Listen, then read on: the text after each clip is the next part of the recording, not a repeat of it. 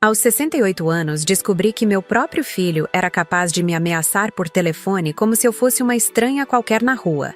Meu nome é Inácia Pereira, e durante décadas acreditei que ser uma mãe dedicada significava sempre dizer sim, sempre ajudar, sempre perdoar. Trabalhei 35 anos como zeladora na escola municipal aqui de Campinas, acordando às 5 da manhã todos os dias, limpando corredor atrás de corredor até minhas mãos ficarem ressecadas e minhas costas doerem. Fiz isso pensando no futuro do meu filho Marcos, sonhando que ele teria uma vida melhor que a minha. Quando meu marido morreu há 10 anos, prometi a mim mesma que seria pai e mãe para o Marcos, mesmo ele já sendo adulto. Talvez tenha sido esse meu primeiro erro. Comecei a depositar dinheiro na conta dele quando estava desempregado. Paguei a entrada do apartamento quando ele casou. Ajudei com móveis, eletrodomésticos, tudo o que uma mãe carinhosa faria. Pensei que estava investindo na felicidade do meu único filho. Morando sozinha num apartamento de 2 quartos no Cambuí, eu levava uma vida simples, mas digna. Minha aposentadoria dava para pagar as contas, fazer uma comprinha no mercado e ainda sobrar um pouquinho para ajudar o Marcos quando ele precisava. Eu me orgulhava disso, de poder ser útil mesmo sendo uma viúva aposentada. Minha vizinha Dona Neuza sempre me dizia que eu era generosa demais, mas eu respondia que mãe é assim mesmo, né? Filho é filho para sempre. A vida mudou quando o Marcos se casou com a Patrícia. Ela é uma moça bonita, trabalha num salão de beleza, sempre arrumadinha, unhas feitas, cabelo escovado. No começo pensei que seria uma filha para mim, já que sempre quis ter uma menina. Mas logo percebi que ela vinha de uma família com muito mais dinheiro que o nosso. A mãe dela, Dona Heloísa, é dona de 3 salões de beleza aqui em Campinas. Anda sempre com roupas caras, joias, carro do ano. Comecei a notar que o Marcos ficava meio constrangido quando a sogra bancava jantares caros, viagens, presentes para a Patrícia. Um dia ele chegou na minha casa meio cabisbaixo e falou que se sentia diminuído perto da família da esposa. Foi aí que ofereci minha ajuda de uma forma que hoje sei que foi minha perdição. Dei a ele um cartão adicional da minha conta. Na época pensei que estava fazendo a coisa certa. Expliquei que era só para emergências, para ele não se sentir humilhado na frente da sogra rica. Passei a senha para ele prometendo que só usaria em casos necessários. Que ingênua eu fui. As emergências começaram a aparecer uma atrás da outra. Um pneu que furou, uma conta de luz que veio alta, um remédio para a Patrícia, um presente de aniversário para a sogra. Sempre alguma coisa. Eu comecei a perceber que meu dinheiro não estava rendendo como antes. Ia no supermercado e sentia que tudo estava mais caro, mas pensava que era coisa da inflação mesmo. Cheguei a cortar alguns gastos, parei de comprar aquelas bolachas que eu gostava, reduzi a carne no cardápio, cancelei o plano de saúde melhor e peguei um mais barato. Pensava que era o jeito, que aposentada tem que se virar mesmo. Minha amiga Valdete, que também trabalhou na escola comigo, sempre comentava que eu estava mais magra, que parecia cansada. Eu ria e dizia que era a idade mesmo, mas no fundo sabia que alguma coisa estava errada. Comecei a ter insônia. Ficava deitada na cama pensando nas contas, calculando se o dinheiro ia dar até o fim do mês. Várias noites acordei suada, com aquele aperto no peito de quem não sabe se vai conseguir pagar as contas. O Marcos aparecia em casa de vez em quando, sempre corrido, sempre falando de algum problema financeiro novo. Disse que a empresa onde trabalhava vendendo seguros estava com dificuldades, que as vendas tinham caído, que a comissão estava baixa. Eu me sentia na obrigação de ajudar. Afinal, mãe é para isso mesmo, não é?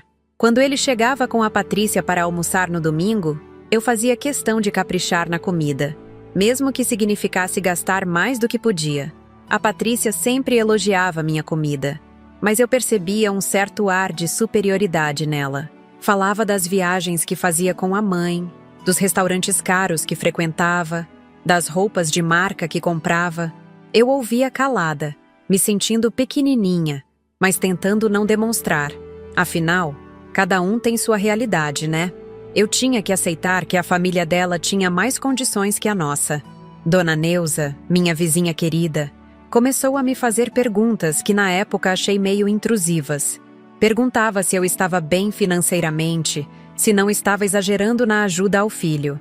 Dizia que tinha reparado que eu estava comprando menos coisas, que minha geladeira parecia mais vazia quando ela vinha tomar um café. Eu negava tudo. Dizia que estava tudo normal, mas a verdade é que eu estava começando a passar necessidade para bancar os gastos do meu filho.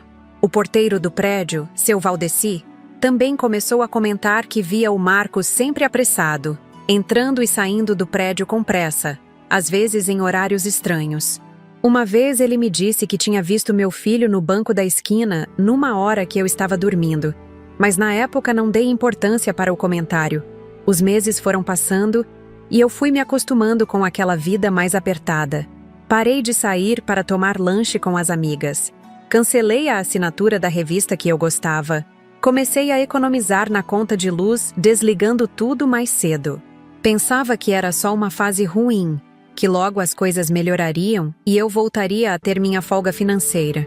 Até que chegou aquela terça-feira maldita que mudou tudo na minha vida. Era uma noite típica.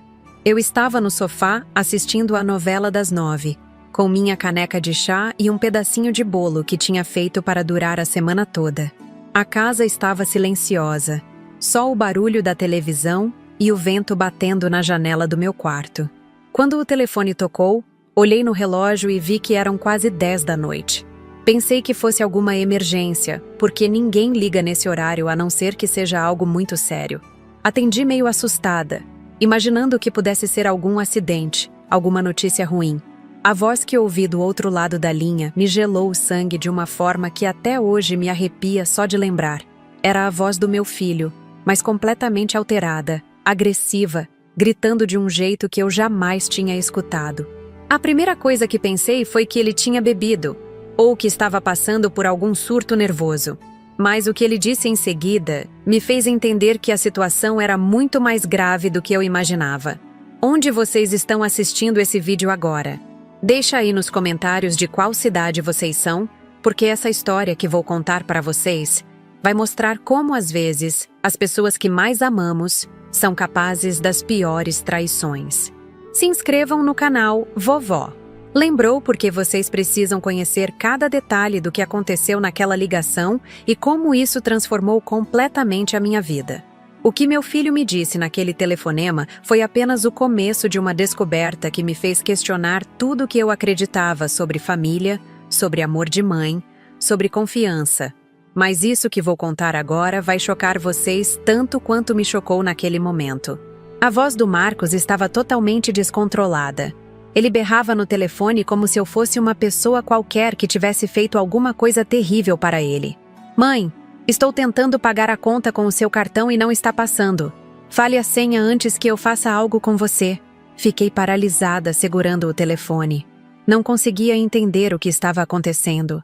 Meu coração disparou de tal forma que senti uma pontada forte no peito.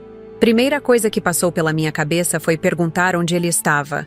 O que estava fazendo com meu cartão a essa hora da noite? Por que estava me ameaçando daquele jeito? Mas a voz dele estava tão alterada que me deu medo de provocar ele ainda mais. Marcos, calma, filho. Me explica direito o que está acontecendo. Consegui falar com a voz trêmula. Não tem nada para explicar, mãe. Estou aqui no Dom Bosco com a Patrícia e a dona Heloísa.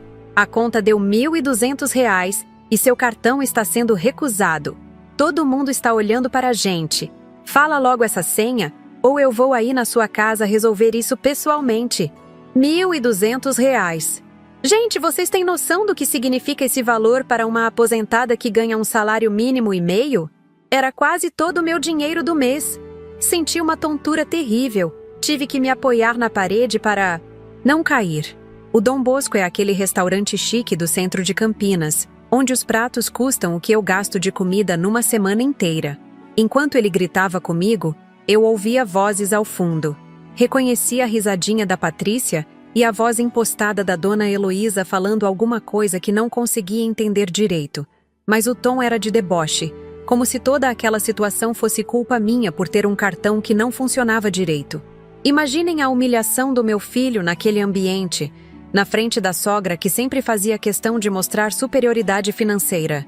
Filho, mas por que você não me avisou que ia jantar fora? Eu poderia ter transferido o dinheiro antes, Ou vocês poderiam ter escolhido um lugar mais em conta, falei tentando manter a calma, mesmo com as mãos tremendo. Mais em conta? Mãe, a dona Heloísa escolheu o lugar. Eu não posso chegar aqui e falar que não tenho dinheiro para pagar. Fala logo essa senha antes que eu perca a paciência completamente. A ameaça na voz dele me deixou gelada. Nunca, em 42 anos de vida do meu filho, ele tinha me falado daquele jeito. Nem quando era adolescente rebelde, nem nos piores momentos da vida dele, ele tinha me tratado com essa grosseria, com essa agressividade. Parecia que estava falando com um estranho, alguém que eu não conhecia. Passei a senha para ele com a voz engasgada, sentindo as lágrimas começarem a descer pelo meu rosto. Ouvi ele digitando no telefone. Depois um silêncio longo. Agora passou. Ele disse secamente, sem nenhum obrigado, sem um pedido de desculpas pelo jeito que tinha me tratado. Amanhã eu vou na sua casa para a gente conversar. E desligou na minha cara. Fiquei ali parada na sala, segurando o telefone mudo, tentando processar o que tinha acabado de acontecer. Meu próprio filho tinha me ameaçado por telefone, tinha me tratado como se eu fosse uma devedora caloteira, tinha me humilhado para impressionar a sogra rica. E o pior, tinha gasto R$ 1.200 do meu dinheiro sem nem me consultar antes. Naquela noite não consegui pregar o olho. Fiquei deitada na cama repassando a conversa na minha cabeça, tentando entender onde eu tinha errado como mãe. Será que tinha mimado demais o Marcos? Será que tinha acostumado ele mal dando dinheiro sempre que pedia? Ou será que a influência da família da Patrícia tinha mudado ele a ponto de se transformar numa pessoa que eu não reconhecia mais? Levantei várias vezes durante a madrugada para tomar água, para ir no banheiro, para olhar pela janela. Minha cabeça não parava de funcionar. Comecei a lembrar de outras situações estranhas que tinham acontecido nos últimos meses. Pequenos sinais que eu tinha ignorado na época, mas que agora faziam sentido. Lembrei de uma tarde que cheguei em casa do supermercado e encontrei o Marcos saindo do meu quarto. Ele disse que tinha ido buscar um carregador de celular que tinha esquecido lá, mas achei estranho porque ele nunca carregava o telefone no meu quarto. Na época não dei importância, mas agora me perguntava se ele não estava mexendo nos meus documentos, procurando senhas ou informações bancárias. Outra lembrança que me veio foi de um dia que fui no banco sacar dinheiro, e a atendente comentou que minha conta estava movimentada, que tinha tido várias transações naquele mês. Perguntei que tipo de transações, e ela disse que eram transferências Pix. Mas como eu quase não uso essas tecnologias novas, pensei que fosse algum erro do sistema.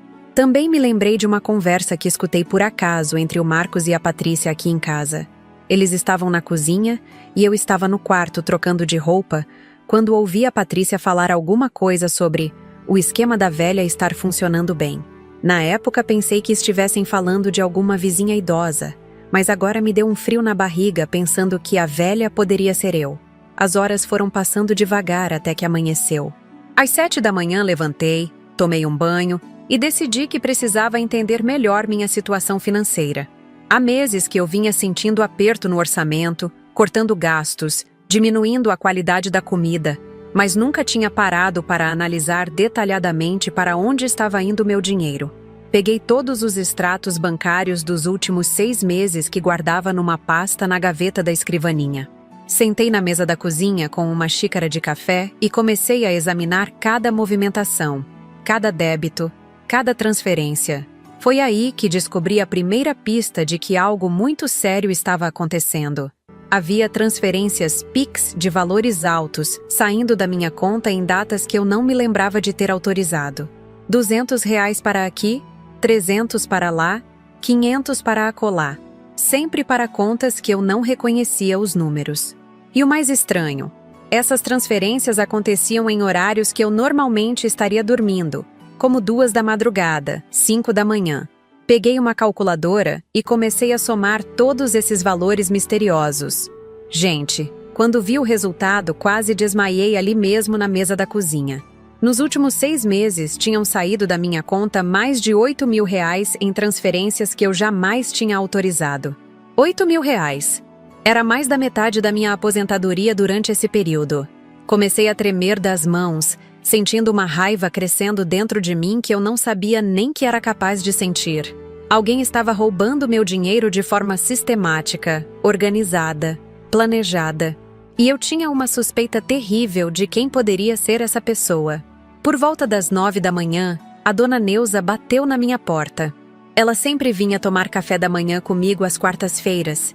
Era uma tradição nossa há anos.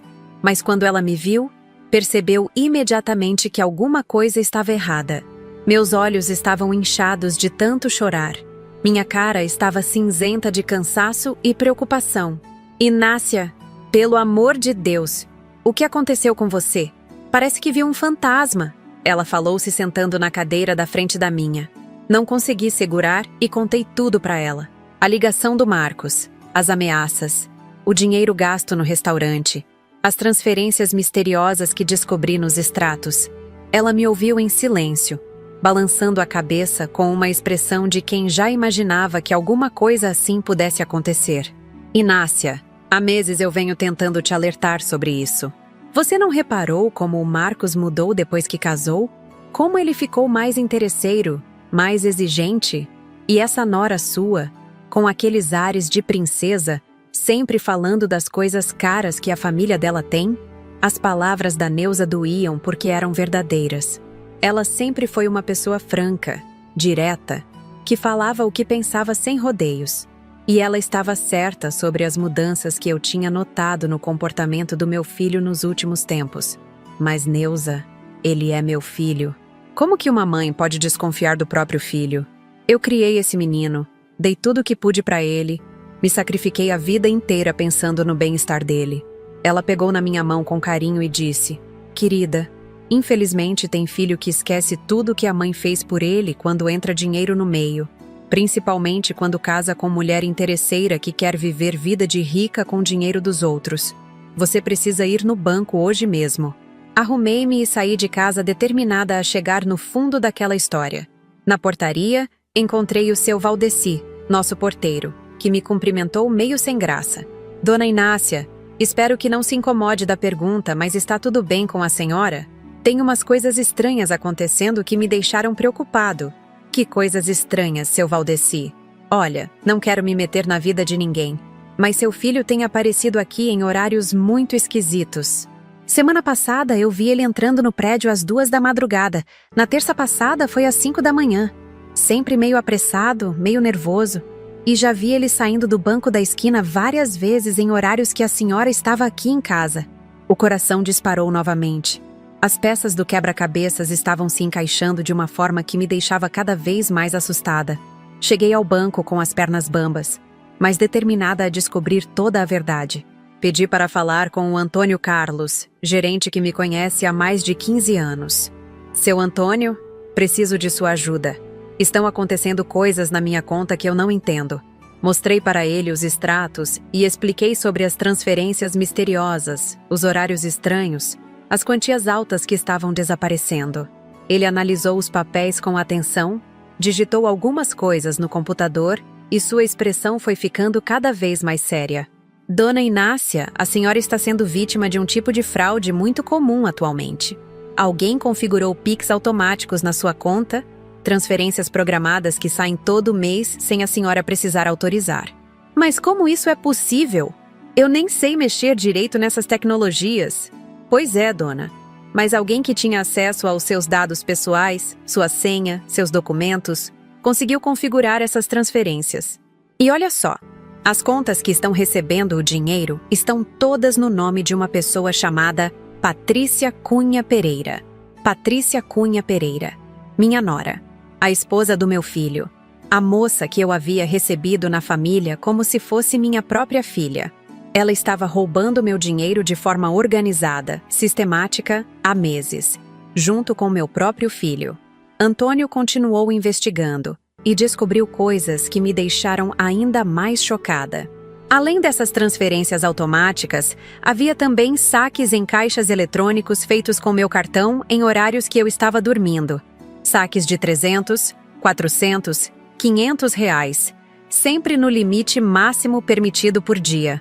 E todos esses saques Tinham sido feitos num caixa eletrônico que fica a 2 quadras do prédio onde mora o Marcos e a Patrícia.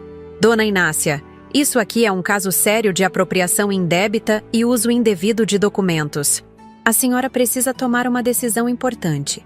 Vai querer que eu bloqueie imediatamente todas essas transferências automáticas e cancele o cartão adicional que está em nome do seu filho? Fiquei em silêncio por alguns minutos, tentando processar toda aquela informação. Meu mundo estava desabando ali dentro daquela sala bancária. Descobrir que seu próprio filho está te roubando é uma das dores mais terríveis que uma mãe pode sentir. Tem mais uma coisa, dona. O Antônio disse com uma expressão ainda mais preocupada. Seu filho tentou aumentar o limite do cartão de crédito 2 vezes nos últimos meses, usando seus documentos. Na primeira vez eu autorizei porque ele disse que a senhora havia pedido, mas na segunda vez achei estranho e liguei para confirmar. Como não consegui falar, neguei o aumento. Agora eu entendia por que minha situação financeira tinha ficado tão apertada. Não era só inflação. Era meu próprio filho, junto com a esposa dele, sugando meu dinheiro sistematicamente, me empobrecendo aos poucos para bancarem uma vida de luxo que eles não tinham condições de sustentar. E tem uma coisa ainda pior, dona Inácia. Ontem à noite, por volta das 11 da noite, alguém tentou fazer uma transferência Pix de R$3.000 da sua conta.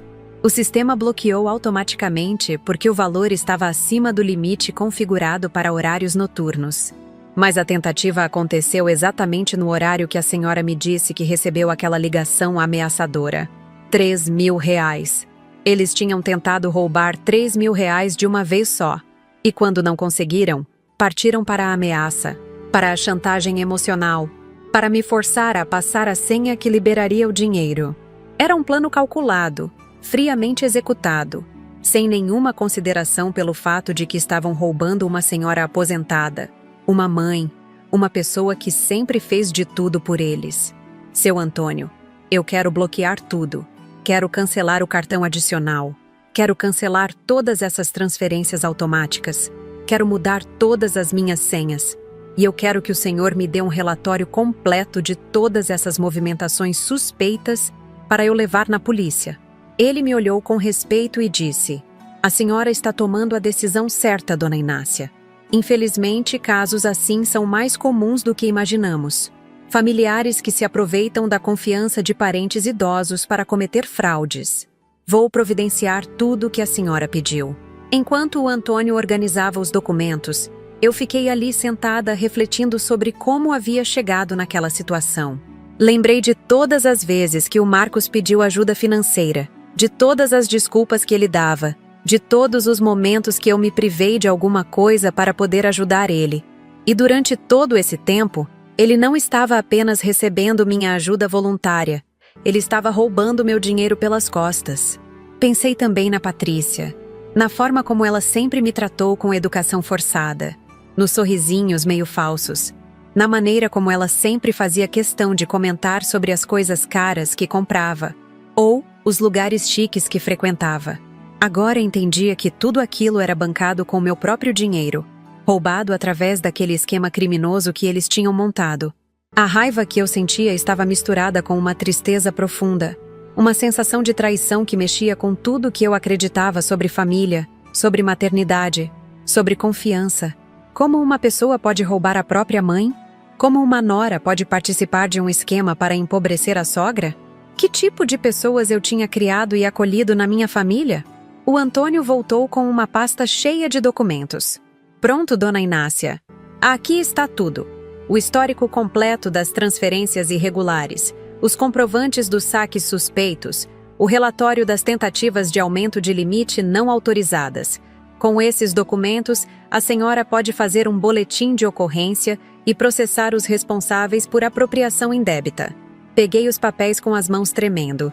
Era a prova concreta de que meu filho e minha nora tinham montado um esquema para me roubar sistematicamente.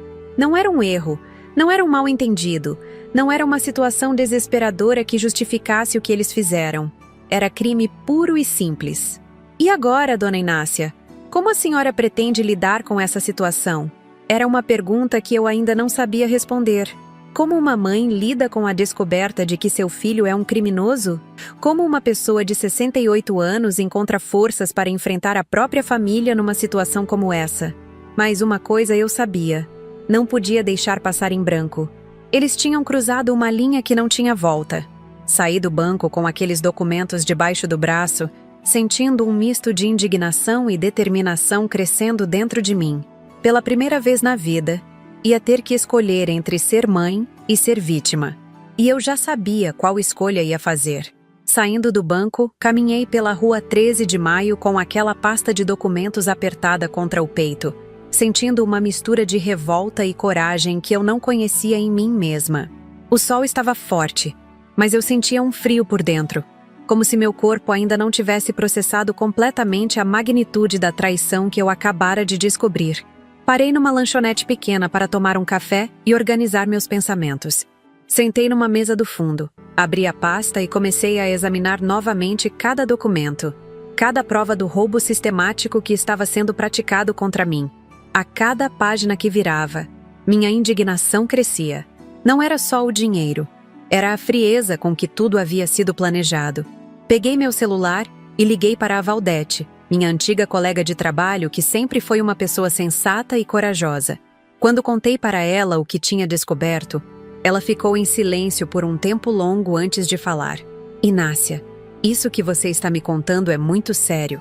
Você precisa ir na delegacia agora mesmo, antes que eles percebam que você descobriu tudo e tentem destruir evidências ou inventar alguma desculpa. A Valdete tinha razão. Eu precisava agir rapidamente, antes que o Marcos descobrisse que eu havia bloqueado os acessos dele à minha conta.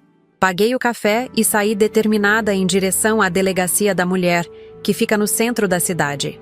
Durante o caminho, meu telefone tocou. Era o Marcos. Atendi com o coração disparado, tentando disfarçar na voz que eu já sabia de tudo. Oi, filho. Mãe, tentei usar o cartão agora e está dando erro. Você mudou alguma coisa?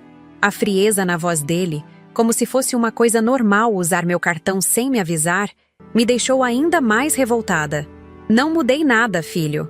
Deve ser problema do sistema do banco. Depois você tenta de novo. Menti deliberadamente, ganhando tempo para chegar na delegacia. Ele resmungou alguma coisa e desligou sem nem se despedir direito. Essa ligação me deu ainda mais certeza de que estava tomando a decisão correta. Na delegacia, fui atendida pela delegada doutora Margarete, uma mulher de uns 50 anos, experiente, que me ouviu com atenção enquanto eu contava toda a história. Mostrei os documentos do banco, expliquei sobre as transferências não autorizadas, os saques suspeitos, as tentativas de aumentar limites sem meu consentimento. Dona Inácia, infelizmente esse tipo de crime está se tornando muito comum. Filhos que se aproveitam da confiança dos pais idosos para cometer fraudes financeiras. O que a senhora tem aqui é material suficiente para um processo criminal por apropriação indébita, falsidade ideológica e ameaça, disse a delegada enquanto examinava os papéis. Mas, doutora, ele é meu filho. Eu não sei se conseguiria vê-lo preso, falei com a voz embargada. Ela me olhou com compreensão e disse: Dona Inácia, entendo seu conflito, mas a senhora precisa entender que, se não tomar uma atitude agora, eles vão continuar roubando até deixá-la na miséria. E pior, vão interpretar sua omissão como fraqueza e podem intensificar os crimes. Ela estava certa. Eu precisava pensar em mim mesma, na minha segurança, no meu futuro. Não podia deixar que sentimentos maternais me impedissem de buscar justiça contra um crime tão grave. Eu quero registrar o boletim de ocorrência, doutora. Quero que a justiça seja feita. O processo de fazer o boletim demorou quase 2 horas. Tive que relatar cada detalhe, desde quando comecei a dar dinheiro para o Marcos até a descoberta das fraudes no banco. A delegada foi muito paciente, explicando cada etapa, cada consequência legal do que estava acontecendo. Dona Inácia, vou mandar uma equipe até a casa do seu filho ainda hoje para notificá-lo sobre a investigação. É importante que a senhora não entre em contato com ele antes disso, para não comprometer as investigações. A senhora tem algum lugar seguro para ficar nos próximos dias? Disse que podia ficar na casa da Valdete se fosse necessário, mas que preferia permanecer no meu apartamento. A delegada me deu o cartão dela e disse para ligar se o Marcos tentasse me procurar ou me ameaçar de qualquer forma. Voltei para casa no final da tarde, exausta emocionalmente, mas com uma sensação estranha de alívio. Finalmente havia tomado uma atitude. Havia dado o primeiro passo para me libertar daquela situação de exploração. A dona Neuza estava me esperando na portaria, preocupada com minha demora. E então, Inácia, o que você descobriu? Contei para ela tudo o que havia acontecido no banco e na delegacia. Ela balançou a cabeça com indignação. Que safadeza, Inácia! Roubar a própria mãe dessa forma. Você fez certo em ir na polícia. Não pode deixar isso passar em branco. Subimos juntas para o meu apartamento. A Neuza fez um chá para nós duas, enquanto eu organizava todos os documentos numa pasta separada, guardando cópias de tudo em lugares diferentes. Estava me preparando para uma batalha legal que podia durar meses. Por volta das 7 da noite, o interfone tocou. Era o seu Valdeci, avisando que tinha 2 policiais na portaria querendo falar comigo. Meu coração acelerou. Desci para atendê-los, pensando que podia ser sobre a investigação que havia sido aberta mais cedo. Dona Inácia, somos da equipe da delegada Margarete. Viemos notificar que estivemos na casa do seu filho há 1 hora. Ele não estava, mas conversamos com a esposa dele. Deixamos a intimação para ele comparecer na delegacia amanhã às 9 da manhã, disse um dos policiais. Perguntei como a Patrícia havia reagido e o policial respondeu. Ela ficou muito nervosa, tentou negar tudo, disse que era um mal-entendido. Mas quando mostramos as evidências bancárias, ela mudou de postura e disse que ia chamar um advogado. É uma reação típica de quem sabe que foi pego em flagrante. Depois que os policiais saíram, fiquei na sala processando a informação. Agora não havia mais volta. O processo estava em andamento. A justiça havia sido acionada. E em poucas horas meu filho saberia que eu havia descoberto tudo. Estava ansiosa e assustada com a reação que ele poderia ter. A Neuza ficou comigo até tarde, conversando, me dando apoio moral. Inácia, você está fazendo a coisa certa. Sei que é difícil, mas não pode deixar eles continuarem te roubando. 1 hora isso tinha que parar. Suas palavras me davam força para manter a decisão que havia tomado. Na madrugada, por volta das 2 da manhã, meu telefone tocou. Era o Marcos, com a voz alterada, gritando como um louco. Mãe, o que é essa história de polícia na minha casa? Você enlouqueceu? Como você pode fazer uma coisa dessas comigo? Respirei fundo antes de responder, tentando manter a calma. Marcos, descobri que você e a Patrícia estavam roubando meu dinheiro há meses. Tenho todas as provas. O que você esperava que eu fizesse? Roubar? Que roubar? Você sempre me deu dinheiro. Eu só usei o que você sempre me ofereceu. Ele estava tentando inverter a situação, fazer parecer que eu estava sendo injusta. Mas eu não era mais a mesma mulher ingênua de alguns dias atrás. Marcos, eu tenho os extratos aqui comigo. Vocês configuraram transferências automáticas para a conta da Patrícia, fizeram saques em madrugadas, tentaram aumentar limite do cartão sem minha autorização. Isso não é ajuda. Isso é roubo, falei com firmeza. Ele ficou em silêncio por alguns segundos. Depois, sua voz mudou completamente de tom. Mãe, por favor, não faça isso comigo. Eu posso explicar tudo. A Patrícia estava passando por dificuldades. A mãe dela ficou doente. Precisamos do dinheiro para emergências. Você sabe que eu jamais faria mal para a senhora.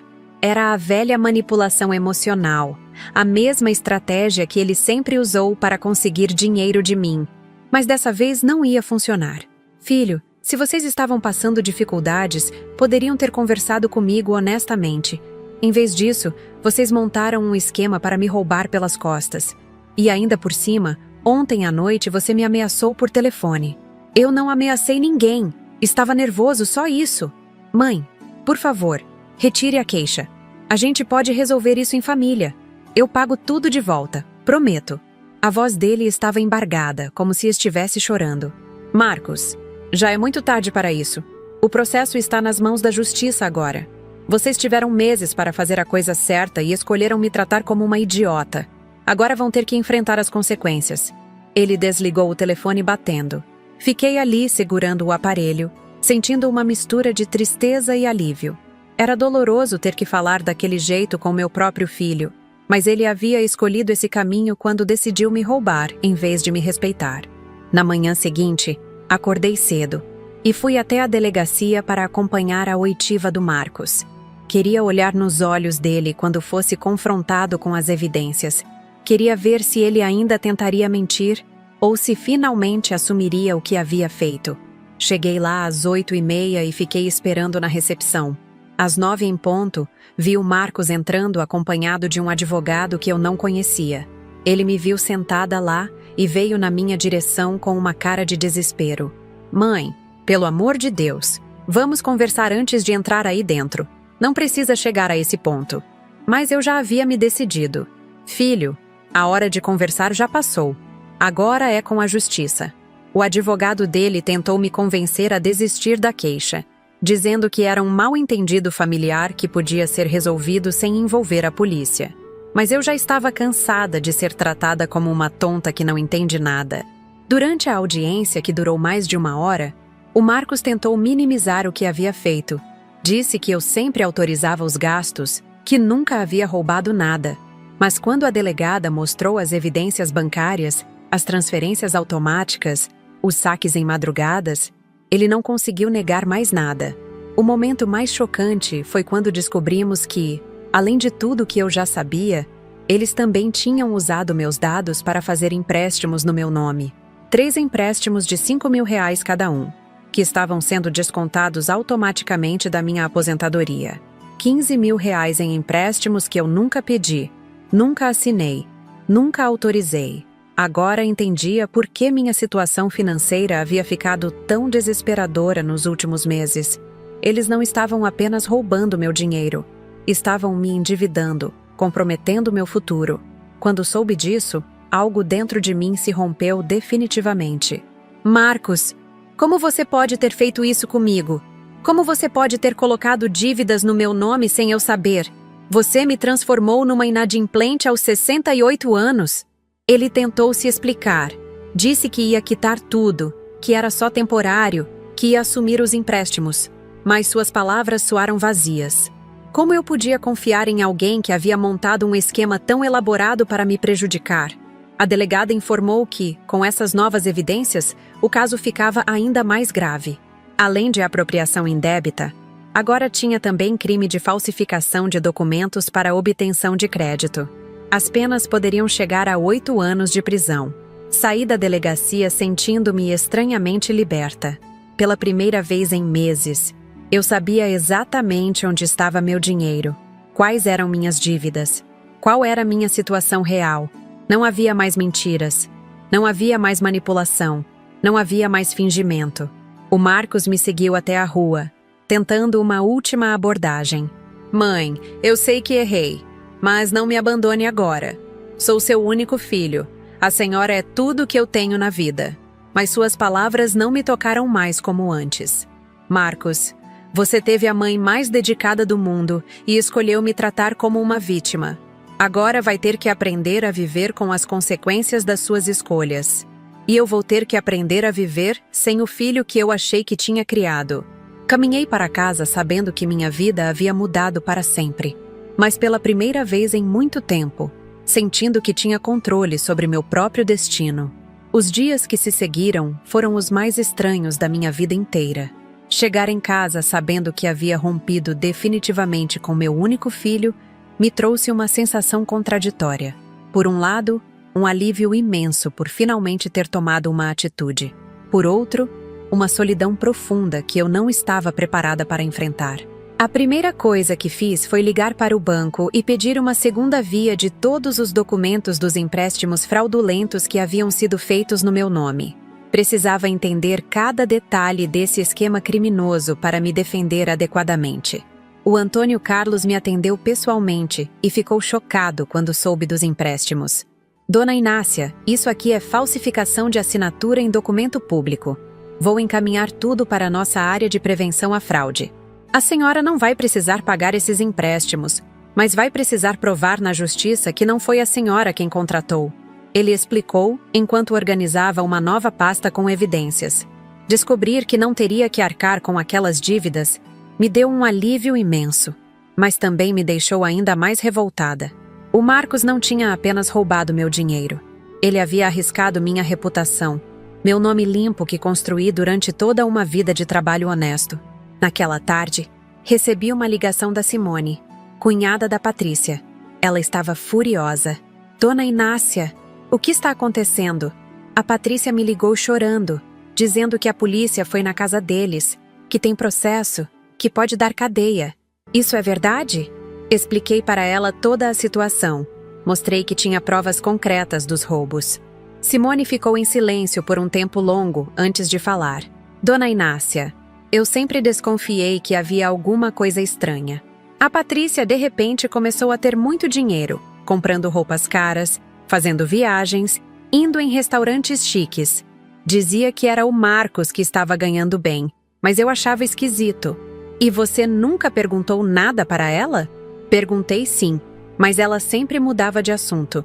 Uma vez comentei com minha mãe que achava estranho eles terem tanto dinheiro, porque o salário do Marcos como vendedor de seguro não era lá essas coisas. Minha mãe disse que talvez eles estivessem fazendo alguma coisa errada, mas na época pensei que fosse inveja. A conversa com a Simone me fez perceber que outras pessoas da família da Patrícia também haviam notado que alguma coisa não estava certa, mas ninguém teve coragem de questionar diretamente. Era como se todos preferissem fingir que não viam nada para não se envolver em problemas. Na quinta-feira, 3 dias depois da audiência na delegacia, o advogado que havia contratado para me representar me ligou com novidades sobre o caso. Dona Inácia, tenho informações importantes. A Polícia Civil conseguiu rastrear todo o dinheiro que foi roubado da senhora. Parte foi usada para quitar cartões de crédito em nome da Patrícia. Parte foi usada para comprar eletrônicos que foram vendidos posteriormente. E o restante do dinheiro, doutor? O restante foi depositado numa conta poupança em nome da mãe da Patrícia, a tal Dona Heloísa. Parece que ela estava ciente do esquema e ajudou a movimentar o dinheiro para disfarçar a origem criminosa. Isso configura receptação e lavagem de dinheiro. Descobrir que a sogra da minha nora também estava envolvida no esquema me deixou ainda mais indignada. Dona Heloísa sempre se portou como uma pessoa direita, bem-sucedida, superior financeiramente. Descobrir que ela havia participado ativamente do roubo contra mim foi uma revelação chocante. Doutor, isso significa que ela também pode ser processada? Exatamente, Dona Inácia.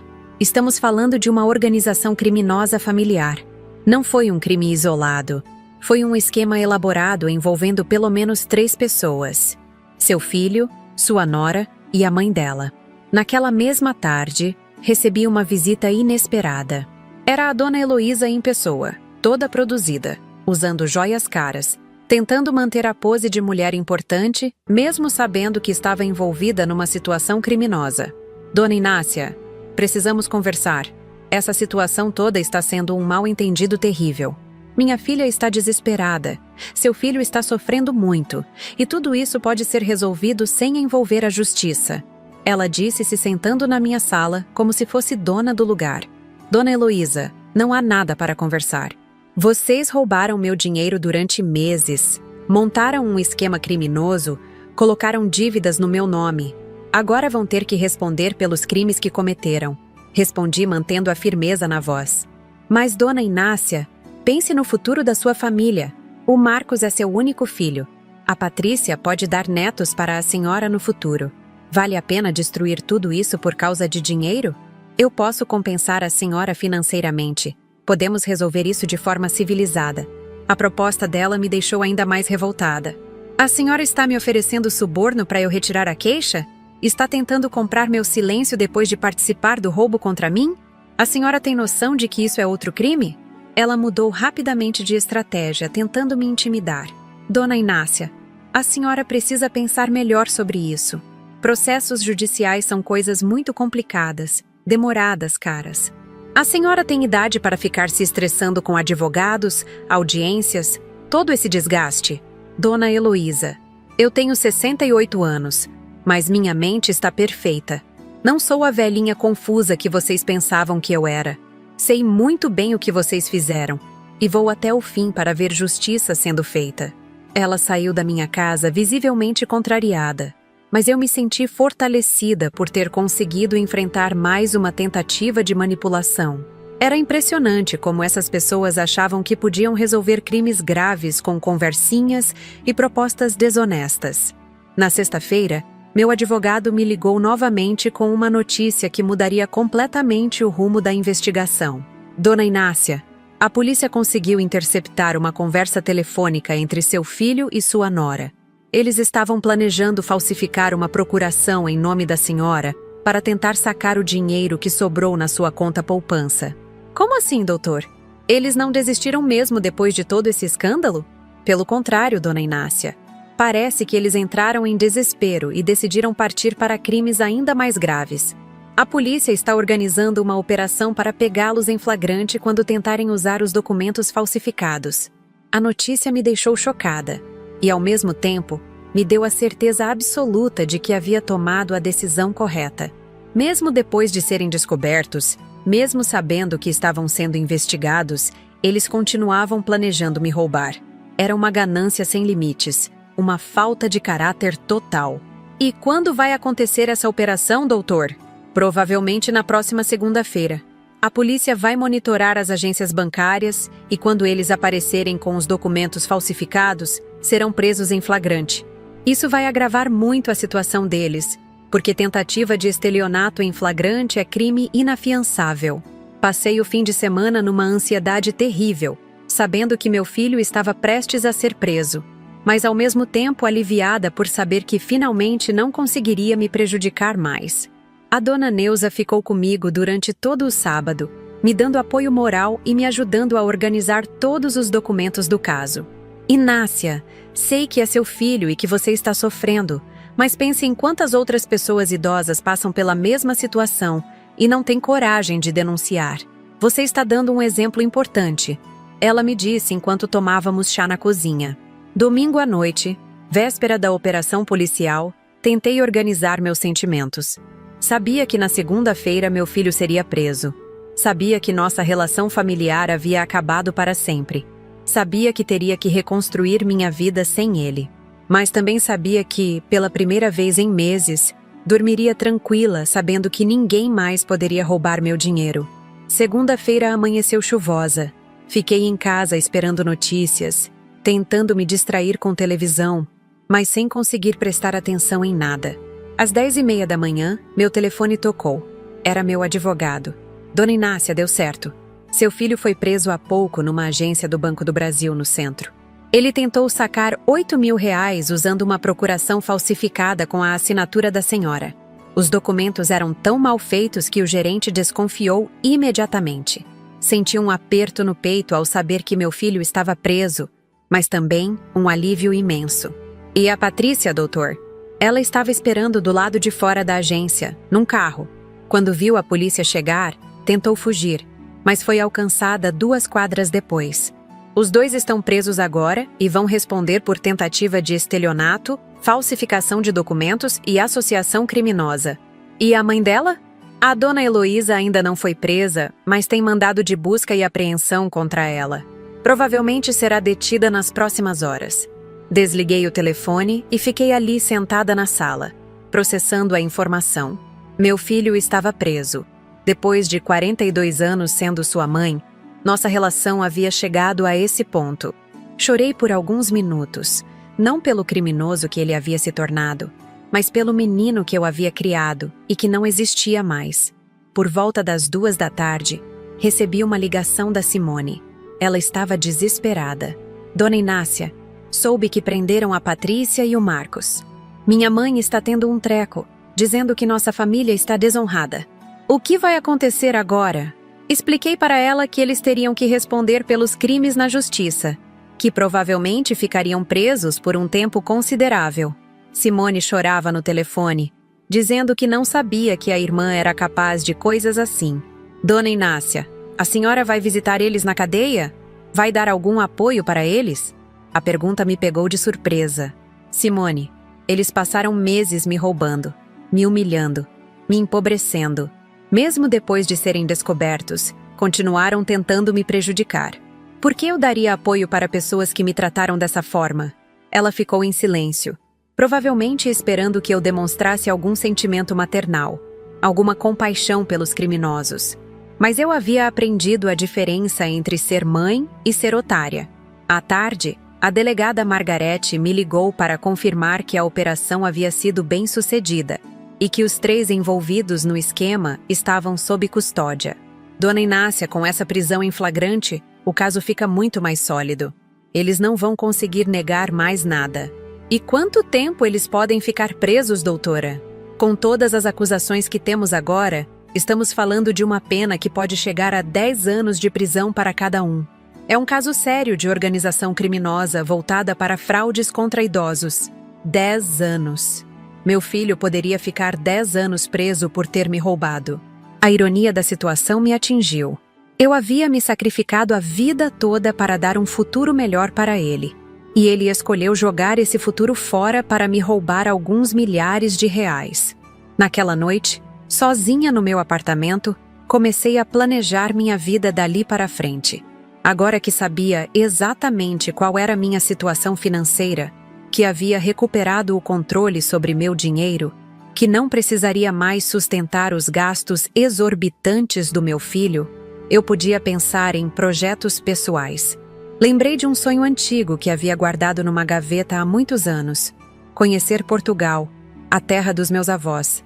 Sempre achei que não tinha dinheiro suficiente para uma viagem internacional, mas agora, sem o sanguessuga sugando minha aposentadoria, descobri que era perfeitamente possível. Peguei meu notebook velho e comecei a pesquisar pacotes de viagem para Portugal. Encontrei opções de 15 dias que cabiam no meu orçamento, incluindo passagem, hotel e alguns passeios. Pela primeira vez em meses, me senti animada com alguma coisa. Era estranho como, aos 68 anos, depois de descobrir que meu único filho era um criminoso, eu estava me sentindo mais livre e esperançosa do que havia me sentido em muito tempo. Era como se tivesse me libertado de um peso que nem sabia que estava carregando. Antes de dormir, liguei para a Valdete e contei sobre a prisão e sobre meus planos de viagem. Ela ficou animada com a ideia. Inácia, você merece essa viagem depois de tudo que passou. Vai fazer bem para você se distanciar dessa situação toda e se reconectar com suas raízes. Deitei na cama naquela noite sabendo que no dia seguinte começaria uma nova fase da minha vida. Uma fase em que eu seria protagonista da minha própria história, em vez de ser vítima de pessoas que se aproveitavam da minha generosidade. Na manhã seguinte, acordei com uma sensação diferente. Pela primeira vez em meses, não senti aquela ansiedade que me acompanhava desde que percebera que meu dinheiro estava sumindo misteriosamente. Levantei, fiz meu café da manhã e liguei para uma agência de viagens que havia pesquisado na internet na noite anterior. A atendente, uma moça chamada Luciana, foi muito atenciosa quando expliquei que queria conhecer Portugal. Dona Inácia, temos um pacote maravilhoso de 2 semanas que inclui Lisboa, Porto, Óbidos e Sintra. É perfeito para quem quer conhecer a história e a cultura portuguesa. Quando ela me disse o preço, fiquei surpresa. Era exatamente o valor que eu conseguiria juntar em 3 meses, agora que não tinha mais parasitas financeiros na minha vida. Marquei um encontro na agência para a tarde. Queria ver todos os detalhes, conversar pessoalmente, sentir que aquilo era real. Aos 68 anos, finalmente realizaria um sonho que guardava desde adolescente, quando ouvia minha avó contando histórias da terrinha onde havia nascido. No caminho para a agência, parei na floricultura e comprei um buquê de flores amarelas, minha cor preferida. Quando cheguei em casa, coloquei no vaso da sala e senti que estava simbolicamente decorando uma nova fase da minha existência. As flores pareciam trazer vida e alegria para um ambiente que havia ficado pesado demais nos últimos tempos. A Luciana da agência me mostrou fotos lindíssimas dos lugares que visitaria, mapas detalhados, explicou sobre os hotéis, os passeios incluídos. Dona Inácia, a senhora vai se emocionar muito quando pisar em solo português. Muitas pessoas da sua geração vivem momentos muito especiais lá, principalmente quando visitam as aldeias de onde vieram seus ancestrais. Assinei o contrato na hora. A viagem estava marcada para 3 meses depois, tempo suficiente para eu organizar toda a papelada, providenciar passaporte novo e me preparar emocionalmente para essa aventura. Saí da agência com um sorriso no rosto que fazia tempo que não aparecia. 2 semanas após a prisão do Marcos, meu advogado me ligou com atualizações sobre o processo. Dona Inácia, tenho novidades importantes. A dona Heloísa foi presa ontem tentando embarcar para Miami num voo internacional. Ela estava tentando fugir do país levando joias e dinheiro em espécie. Fugir? Ela realmente achava que ia conseguir escapar da justiça? Aparentemente sim, mas o que é mais grave? Encontraram na casa dela documentos que comprovam que ela já havia feito isso antes com outras pessoas idosas. Parece que era especialista em aplicar golpes em aposentados através dos genros e noras. A revelação me deixou chocada. Descobrir que a família da Patrícia tinha um histórico de crimes contra idosos explicava muita coisa. Eles não haviam me escolhido por acaso. Eu era apenas mais uma vítima num esquema bem elaborado de exploração de pessoas vulneráveis. E meu filho, doutor? Como ele está reagindo na prisão? Ele está tentando colaborar com a investigação, revelando detalhes do esquema em troca de redução de pena. Aparentemente descobriu que foi manipulado pela família da esposa, que já chegou até ele com o plano pronto. Não que isso justifique o que ele fez, claro. Saber que o Marcos estava tentando se redimir não me trouxe alívio. Aos 42 anos, ele era adulto suficiente para saber que roubar a própria mãe era errado, independentemente de quem havia sugerido a ideia, mas pelo menos estava demonstrando algum arrependimento, coisa que não acontecia quando foi preso. 1 mês depois, recebi uma carta na prisão. Era dele. Hesitei muito antes de abrir, mas a curiosidade foi mais forte. A carta era longa, cheia de pedidos de desculpas, explicações sobre como havia sido influenciado pela família da Patrícia, promessas de mudança quando saísse da cadeia. Mãe, sei que não mereço seu perdão, mas precisa saber que me arrependo profundamente de tudo que fiz. A Patrícia e a mãe dela me convenceram de que a senhora tinha muito dinheiro guardado e que não faria falta. Sei que isso não justifica nada, mas quero que saiba que nunca tive a intenção de prejudicar a senhora. Dobrei a carta e guardei numa gaveta. Talvez um dia eu conseguisse perdoá-lo, mas certamente não seria algo que aconteceria rapidamente. A confiança, quando quebrada dessa forma, demora décadas para ser reconstruída, se é que consegue ser. 2 semanas antes da viagem, a delegada Margarete me ligou para informar que o julgamento havia sido marcado para 6 meses depois. Dona Inácia, com todas as evidências que temos e a colaboração do seu filho, é praticamente certo que todos serão condenados. A pena deve variar entre 5 e 8 anos para cada um. Finalmente chegou o dia da partida. A dona Neuza foi comigo até o aeroporto, emocionada como se fosse ela que estivesse viajando. Inácia, você merece cada momento dessa viagem. Aproveite tudo, viva cada experiência intensamente. Quando voltar, quero ouvir cada detalhe. O voo foi longo, mas eu estava tão animada que nem senti o cansaço.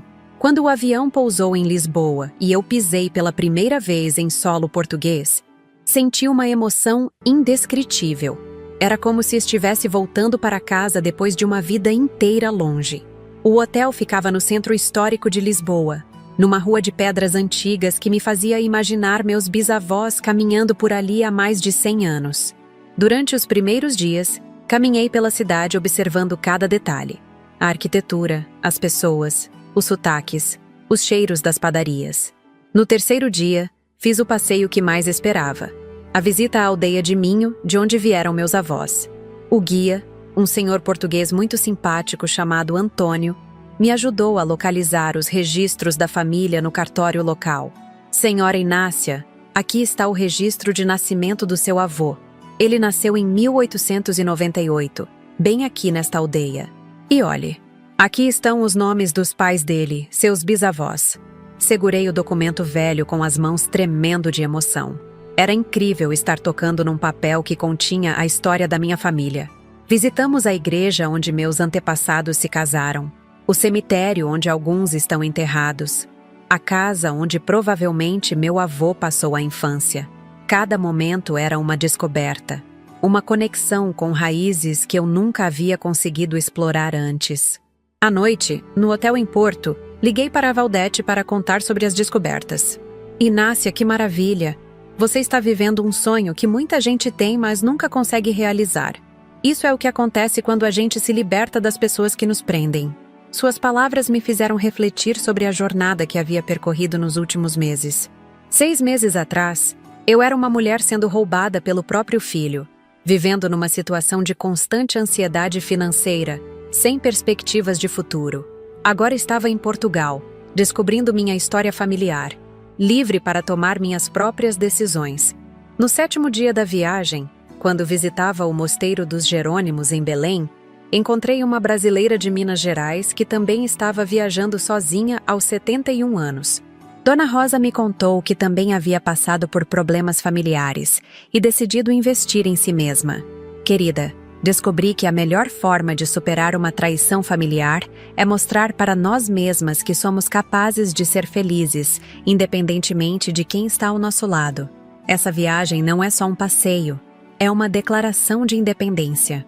Conversamos durante horas sobre nossas experiências, sobre os desafios de ser mulher idosa no Brasil, sobre a importância de não deixar que outros definam nosso valor. Nos despedimos prometendo manter contato, 2 guerreiras que haviam encontrado força na própria vulnerabilidade. Durante a 2ª semana, em Sintra, tive uma experiência que marcou profundamente minha viagem. Estava visitando o Palácio da Pena, quando um funcionário português me perguntou sobre minha família brasileira. Quando contei a história dos meus avós, ele disse: "Senhora, a coragem que seus avós tiveram para deixar tudo aqui e recomeçar no Brasil é a mesma coragem que a senhora está demonstrando agora ao recomeçar sua vida aos 68 anos. Suas palavras me emocionaram tanto que comecei a chorar ali mesmo no meio do palácio. Não era choro de tristeza, era choro de reconhecimento. Eu havia herdado dos meus antepassados não apenas os genes, mas também a capacidade de reconstruir a vida quando necessário. Na última noite em Lisboa, jantei sozinha num restaurante pequeno no bairro de Alfama, ouvindo fado e refletindo sobre tudo que havia vivido. 6 meses antes, jamais imaginaria que seria capaz de viajar sozinha para outro continente, de me virar numa língua ligeiramente diferente, de ter coragem para explorar lugares desconhecidos. Durante o voo de volta ao Brasil, escrevi num caderninho todas as reflexões que a viagem havia me proporcionado. Descobri que ser traída pelos próprios filhos, embora doloroso, pode ser também libertador. Descobri que aos 68 anos ainda posso ter sonhos e realizá-los. Descobri que sou mais forte do que jamais imaginei. Quando cheguei em Campinas, a dona Neuza me esperava no aeroporto com um buquê de flores e o maior sorriso que já vi na vida dela. Inácia, você está radiante. Parece 10 anos mais nova. Conta tudo, quero saber cada detalhe. Durante o caminho para casa, contei sobre as descobertas genealógicas, os lugares visitados, as pessoas conhecidas. Ela ouvia tudo com um interesse genuíno, feliz por ver minha transformação. Inácia, você virou outra pessoa. Está com uma energia, uma alegria que não via há muito tempo. Chegando em casa, encontrei uma pilha de correspondências que haviam chegado durante minha ausência. Entre elas, uma citação judicial informando que o julgamento do Marcos, da Patrícia e da dona Heloísa havia sido antecipado e aconteceria em 2 semanas. Era hora de enfrentar mais um capítulo dessa história. O julgamento foi menos dramático do que eu esperava. Os 3 se declararam culpados em troca de redução de pena. O Marcos foi condenado a 5 anos e meio de prisão, a Patrícia a 5 anos e a dona Heloísa a 7 anos, por ser considerada a mentora do esquema e reincidente. Quando o juiz perguntou se eu gostaria de fazer alguma declaração, levantei e disse: "Meritíssimo. Durante meses eles me fizeram sentir como uma tonta que não entendia nada de dinheiro.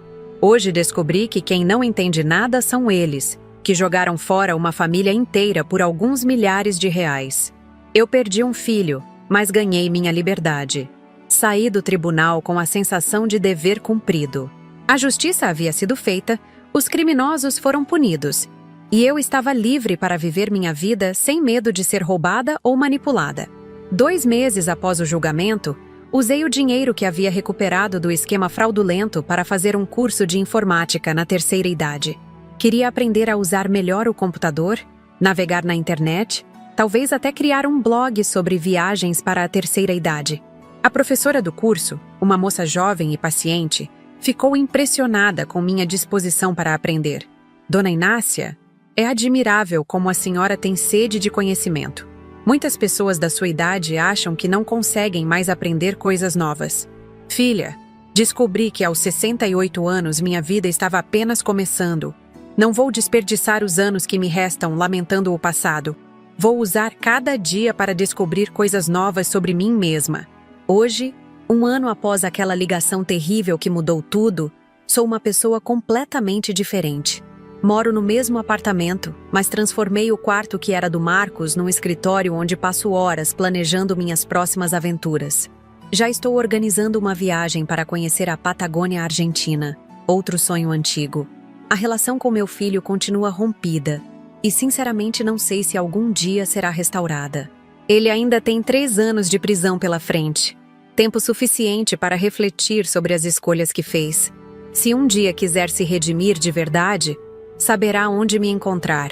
O que posso dizer para qualquer pessoa que esteja passando por uma situação parecida é: nunca é tarde para recomeçar. Nunca é tarde para dizer não aos que nos exploram. Nunca é tarde para escolher nossa própria felicidade em vez da dos outros. Chegamos ao final dessa história que mudou completamente minha vida. E eu preciso que vocês entendam cada detalhe do que aconteceu comigo, porque talvez muitos de vocês estejam passando pela mesma situação neste exato momento. Quem sabe minha experiência possa ajudar alguém a tomar coragem para fazer o que é certo. Tudo começou com aquela ligação terrível numa terça-feira à noite, quando meu filho Marcos me ligou gritando, me ameaçando, exigindo que eu passasse a senha do meu cartão para ele pagar uma conta de R$ 1.200 num restaurante caro. Ali, naquele momento, alguma coisa dentro de mim acordou. Pela primeira vez, percebi que meu próprio filho estava me tratando como uma estranha, como uma devedora, sem nenhum respeito pela mulher que havia se sacrificado a vida inteira por ele. Durante 68 anos eu acreditei que ser uma boa mãe significava sempre dizer sim, sempre ajudar, sempre perdoar. Trabalhei 35 anos como zeladora de escola, acordando às 5 da manhã, limpando corredor por corredor, sonhando que meu filho teria uma vida melhor que a minha.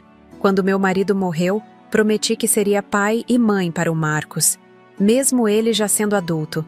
Mas onde eu pensava que estava investindo em amor, na verdade estava criando um parasita. Depois daquela ligação, passei a noite inteira sem dormir, repassando situações estranhas que tinham acontecido nos últimos meses. Comecei a perceber sinais que havia ignorado. O Marcos aparecendo em casa em horários estranhos, mexendo nos meus documentos, as contas bancárias que não fechavam, o dinheiro que sumia sem explicação. Era como se finalmente tivesse tirado uma venda dos olhos. Na manhã seguinte, fui ao banco conversar com o Antônio Carlos, gerente que me conhece há 15 anos. Foi lá que descobri a verdade mais chocante da minha vida. Meu próprio filho, junto com a esposa dele, havia montado um esquema criminoso para me roubar sistematicamente. Eles tinham configurado transferências automáticas da minha conta para a conta da Patrícia. Faziam saques em madrugadas enquanto eu dormia. Até empréstimos fraudulentos haviam feito no meu nome. Gente, vocês têm noção do que é descobrir que durante meses você foi roubada pelos próprios familiares? Nos últimos 6 meses, mais de R$ 8.000 tinham saído da minha conta em transferências que eu jamais autorizei.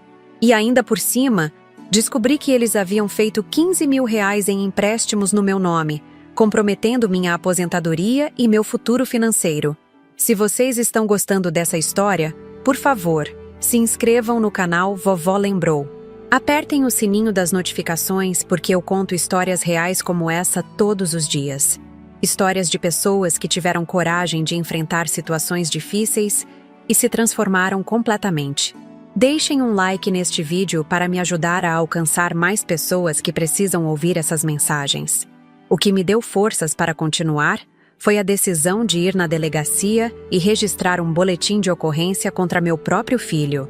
Sei que muitas mães não conseguiriam fazer isso, mas eu entendi que tinha que escolher entre ser mãe e ser vítima. A delegada Margarete me explicou que casos como o meu estão se tornando muito comuns. Filhos que se aproveitam da confiança dos pais idosos para cometer fraudes financeiras. Durante a investigação, descobrimos que a família da Patrícia já tinha um histórico de golpes contra idosos. A mãe dela, a tal Dona Heloísa, que sempre se portou como uma pessoa direita e bem-sucedida, na verdade era especialista em aplicar golpes em aposentados através dos genros e noras. Eu não era a primeira vítima dela. Era apenas mais uma numa lista de pessoas vulneráveis que eles exploravam. Comentem aqui embaixo se vocês já passaram por alguma situação parecida, se conhecem alguém que foi enganado pela própria família. É importante compartilharmos essas experiências porque muita gente sofre em silêncio, achando que não pode denunciar os próprios parentes. Quero ler cada comentário de vocês. Suas histórias me dão força para continuar fazendo esses vídeos. O momento mais difícil foi quando descobri que, mesmo depois de serem flagrados, eles continuaram planejando me roubar. A polícia interceptou uma conversa onde o Marcos e a Patrícia estavam organizando uma falsificação de procuração para sacar o resto do meu dinheiro. Era uma ganância sem limites, uma falta de caráter total. Eles não tinham nenhum arrependimento, nenhuma consideração pelo mal que estavam me causando.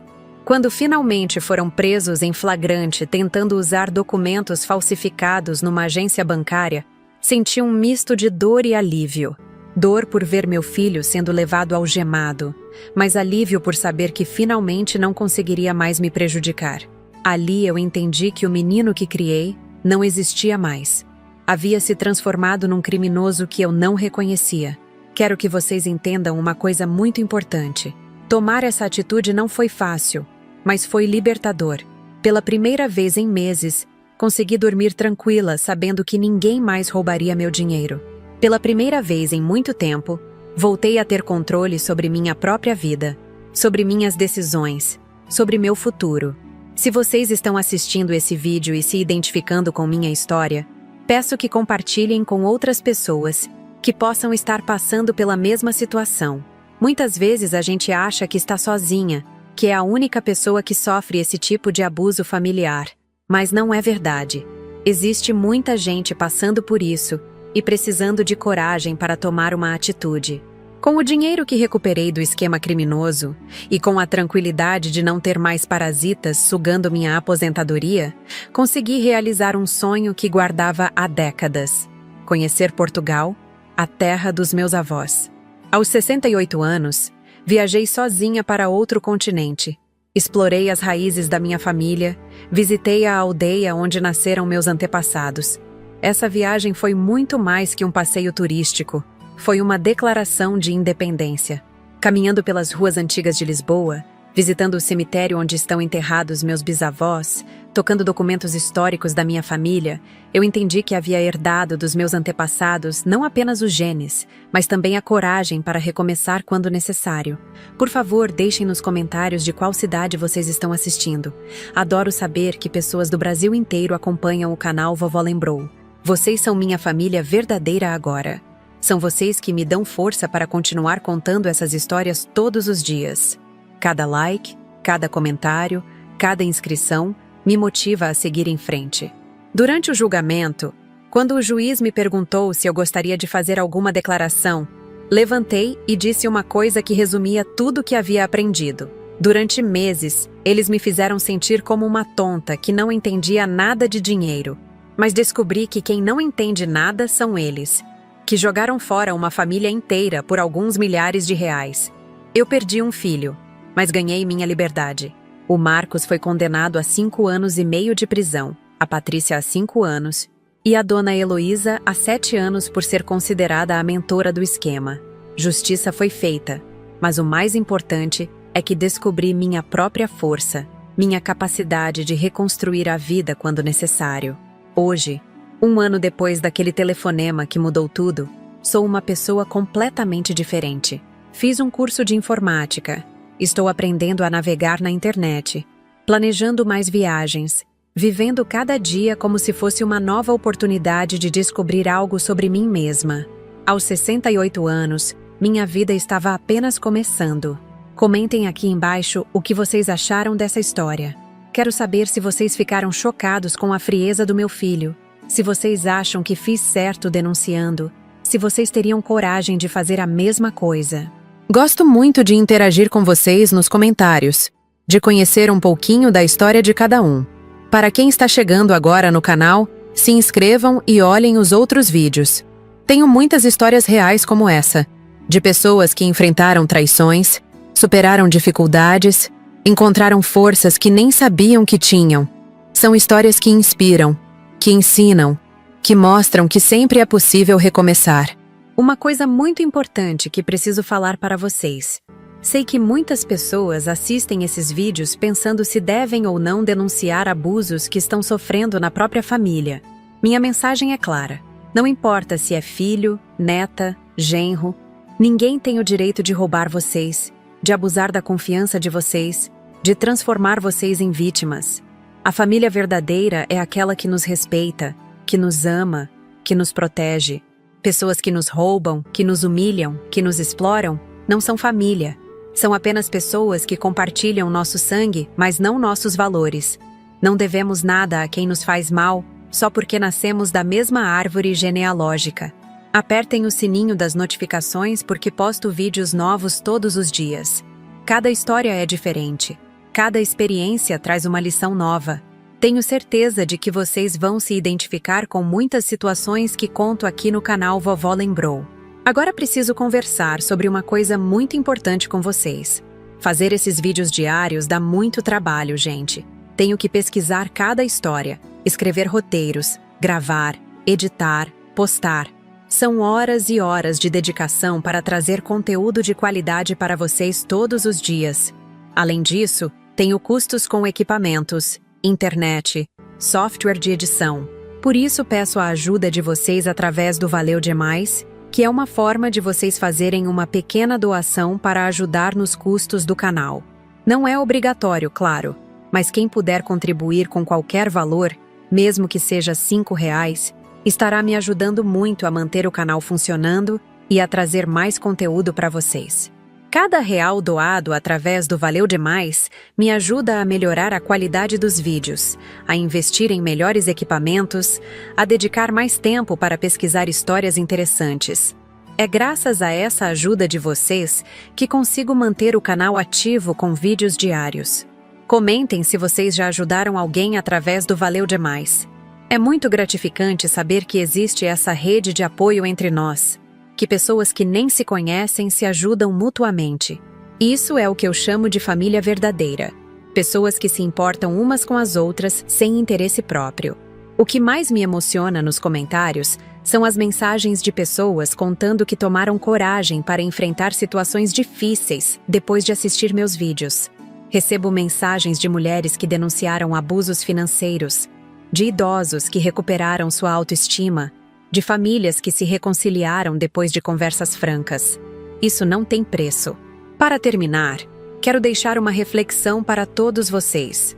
Nunca é tarde para recomeçar. Não importa quantos anos vocês tenham, quantos erros já cometeram, quantas vezes já foram traídos. Sempre é possível escolher um caminho diferente, tomar decisões corajosas, buscar a própria felicidade. Durante décadas eu achei que minha função na vida era servir aos outros, especialmente ao meu filho. Achei que ser uma boa mãe significava aceitar qualquer coisa, perdoar qualquer coisa, sempre colocar as necessidades dele na frente das minhas. Mas descobri que isso não é amor, é submissão. O amor verdadeiro inclui limites, inclui respeito, inclui reciprocidade. Quando alguém nos ama de verdade, não nos rouba, não nos humilha, não nos usa. Amor verdadeiro nos faz crescer, nos faz sentir seguros, nos faz felizes. Qualquer coisa diferente disso não é amor, é manipulação. Deixem mais comentários contando suas próprias experiências. Quero saber quantos de vocês já passaram por traições familiares, quantos já tiveram que tomar decisões difíceis, quantos conseguiram se libertar de relacionamentos tóxicos. Suas histórias inspiram outras pessoas que estão assistindo.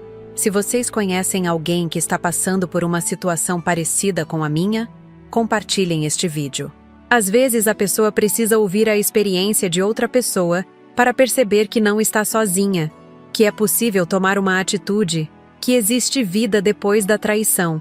Não esqueçam de curtir o vídeo se gostaram da história. O like é muito importante para o canal crescer e alcançar mais pessoas. Quanto mais gente assistir esses vídeos, mais pessoas poderão ser ajudadas pelas mensagens que compartilho aqui.